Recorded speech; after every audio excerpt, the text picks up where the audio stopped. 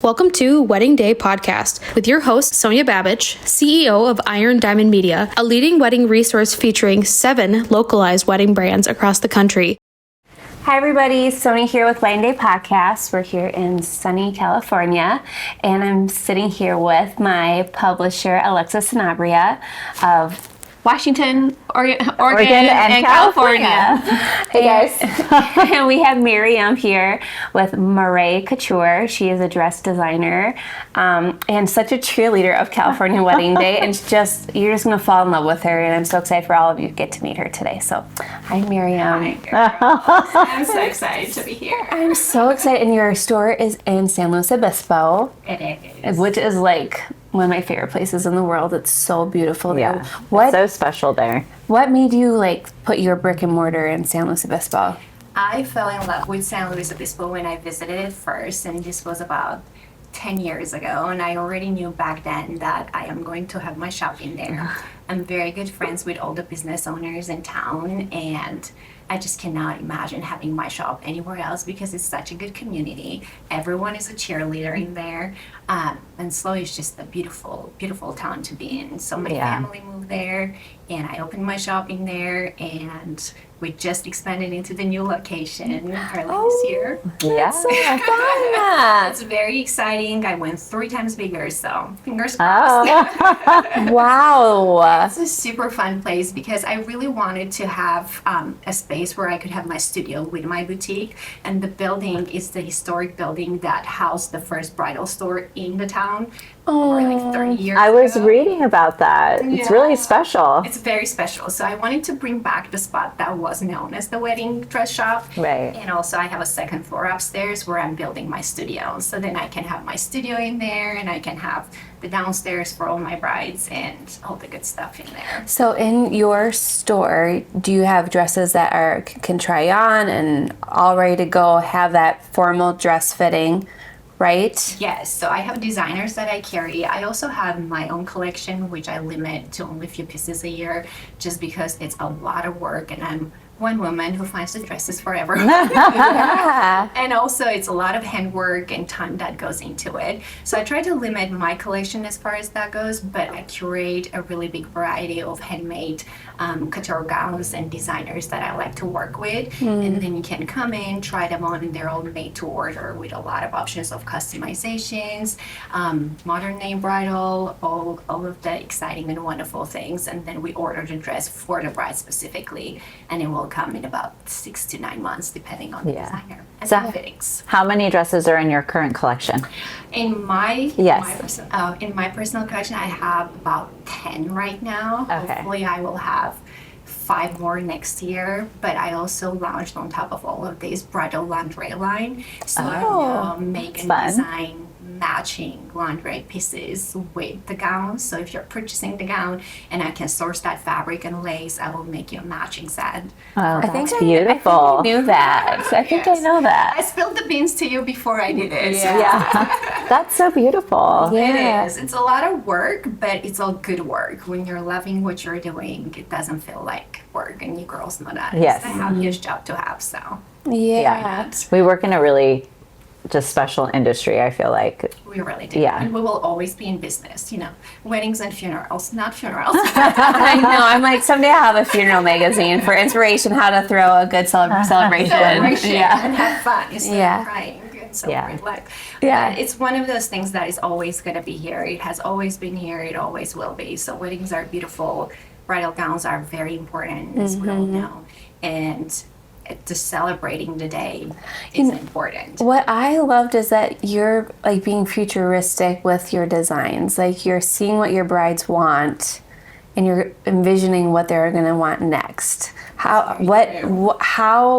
When's a moment when that happens, or when you see it, what do? Do you run up and start sketching, or?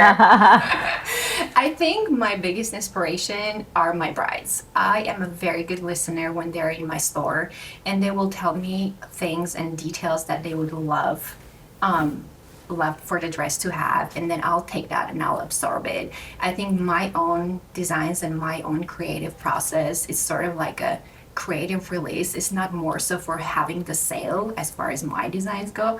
It's more so for my own happiness and just making something beautiful.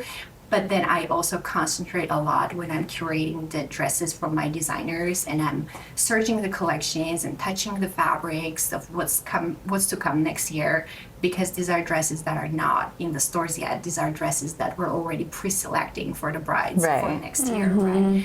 So when I'm choosing and selecting those, I always have my bride in mind of what they would want to see, they would want to feel when they try on the dress, how they would want to feel. And I always think about the future. So 50 years later, when they look back on the dress, they still love it so much, they come to me, give me a hug. Thank you for finding the most perfect dress for me. I try to not concentrate too much on trends because they come and go all the time. I concentrate more so on what will be here long term and what you should wear, tuning out all the trends for a moment and staying true to yourself. You know what's funny you say that? We actually have been avoiding bringing up trends on the podcast because trends are always changing. Right. It is. Like, I want to talk about them, but then I'm like, when that comes out, something else has come out. Something's been released. Yeah.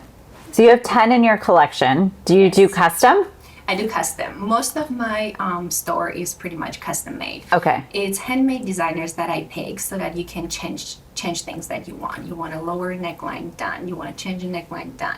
You want to take the top of one dress, put the bottom of another, done. It's a whole possibility when you go into the handmade craftsmanship area, and a lot of things can be changed. Sometimes I will have brides who will just fall in love with the dress as is, but then I also have brides who will look at the dress and I can feel that little hesitation. So I'll guide them through telling me what it is they're hesitating about. And then 99.9% of the time I can fix that. It's not always a golden rule of finding the perfect dress right away. It's more so maybe the perfect dress needs to be created for you and made more into personal experience, more into your dress, and that way you feel more like, okay, this feels like the right dress I'm going to walk out and get married to the love of my life in. So when they come in and they may have thought, like, I'm just going to come in and try on dresses, and then you open the can of worms of like, do you want to try a custom dress? Do you feel like it lights up when you say that to them? Because I feel like they would be like, you're going to make a dress that's only for me and nobody else is going to have. I feel like, why wouldn't you, like, and then they're probably looking at their mom being like, Mom, I don't know if that's in our budget. But like, how does that, like, price-wise, to create a custom dress for brides? I think the most important thing when you're going into wedding dress shopping is that you have to have the understanding of what your budget is. Because if you're going way over the budget, then you're falling in love with something that you just are going to work very hard to pay off. And at the end, it's not going to feel as joyful anymore because you went way over the budget. So I have a little questionnaire that I send out to my brides. One of the most important questions you have to answer is, what's your budget? Because if the budget, let's say, is $2,000, we can still work with customization, but I will make sure that those customizations are within the budget. If the budget is higher, then I can pull out dresses that can have more extensive customization, that can have more of that details and price range and all of that, and then give a variety too. I think it really comes down to what the expectation is, what the reality is, and how much wiggle room you can have in between. Because if you give me a price range, I will make my magic work in between that price range, as long as it's not below $1,500. Do you feel like custom dresses are becoming more of a thing? Absolutely. I feel like that this generation doesn't want to have the same dress as their friend from college. Absolutely. I will have a bride of mine send me a text and say, hey, I'm so excited. My sister-in-law is coming to you for her dress shopping. Can you please not give her my dress? You know, and that's where it is. A lot of times we're seeing everything online, and I'm very involved with my followers. Most of my followers are my actual brides, and then, you know, my industry people. So they see when I'm posting anything, and I get invited to the weddings all the time. So I'm going and fluffing the train, all the good stuff, and they're seeing the dress, and they're like, you know what, I really love this dress, but I don't want to be wearing the same dress that someone else is wearing. And of course, it's different on everybody, but knowing that you have the option of changing things is key. Yeah. And that's what sets bridal apart from all these online, Shane, Ellie, whatever Right. the names are. That's what good quality handmade designer couture dresses are about, to have the flexibility without putting aside the importance of quality, Right. because quality is everything. You don't want a dress that's going to look blue under the sun when you walk out. You want something that's a natural color. You Yeah. want something that is sweat resistant. You want something that's not going to rip apart on you on your wedding Yeah. day. So quality is key. And knowing that you can have the good quality while you make the dress very personal to your own liking, I think that's what sets my store at least apart from some of the other stores, is because I hands-on will design it for you. That's what it is. Not just that I will design my own dress, but I'll take my designer dresses and I Right. will hands-on make it your own. And because I have such good people I work with as my designers, I can make that happen. I don't have to call them and say, hey, could you do this? I know they can do this. And I can Right. change it. I can sketch it. I can color it for them, color code everything, send it to them, and they can have it done. So, it's very easy. are you a designer by like education or by like love? Like, I was born that way.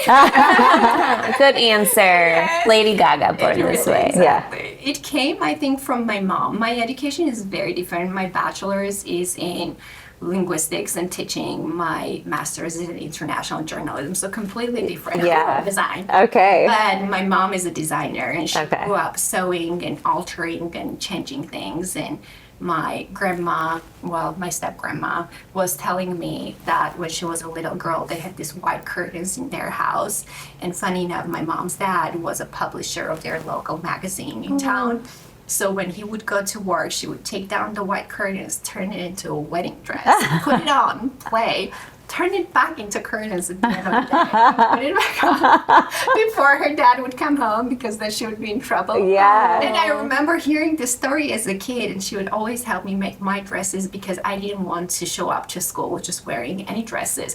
Most of my dresses were made by my mom. Oh, my sweet. outfits. So it was kind of a connection between us as both. I think the designer is me was born with my mom growing Okay. up. So I didn't really feel like I needed to go to design school for it, because by the time I was 16, I was already designing my own things. So I wanted to explore other things. Yeah. And I came back to it. And you later in valued life. it more too. Yes, now it's all hands-on. So the process of the whole from start to finish, like how many times do you see them? Like through the process, like trying on, like you have to probably paint that picture. If they're like, yep, we're gonna do a designer dress, custom dress, but this is the time frame. It's a commitment. It's a commitment. I have brides that I work with for 3 years. I have brides that I Wow. work with a year. The least amount I would say for custom would be about 6 months, and that's if we're speeding things up. And I work 7 days a week. I really do. And my house is very close to my store. I walk there, so I can go and come. So it doesn't feel like work in that sense. Yeah. Yeah.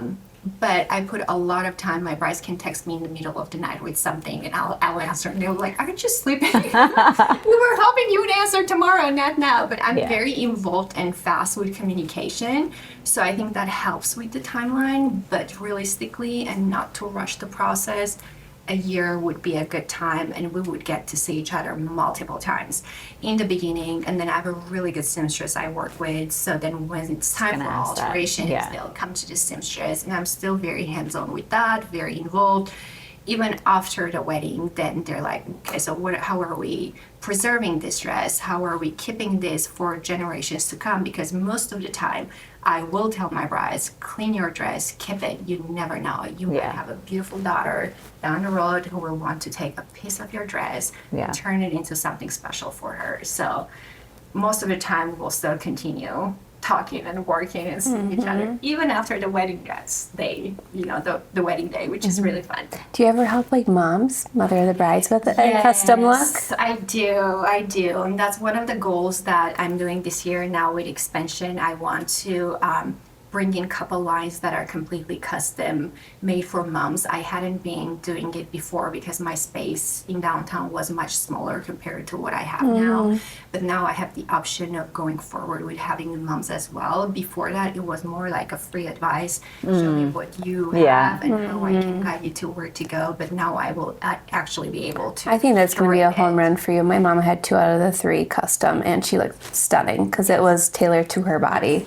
You know, the problem is most of the mom's dresses that are made these days are like grandma dresses. Like, I'm a hot mom. I want to show up. And there's this one dress that I see every time, the black with the sparkles on the side, and like, it needs to retire. It has retired in my books. But yes, absolutely. That's what it is. Moms want to feel beautiful too. It's their kid. It's either the daughter-in-law or it's the daughter or their son. Whoever it is that is getting married, it's their kid that they help raise, and now it's this most important day of their lives, and they're just wearing something that they had to buy from Macy's, and they're not able to customize it and make it unique. Moms deserve attention, 100%. So hopefully by next year this time I will already have that collection curated as well. We can't wait to see it. I'm so excited. I just keep taking on these projects, and hopefully I will still be able to do everything that I have been wanting to do for a very long time, and this location should give me that.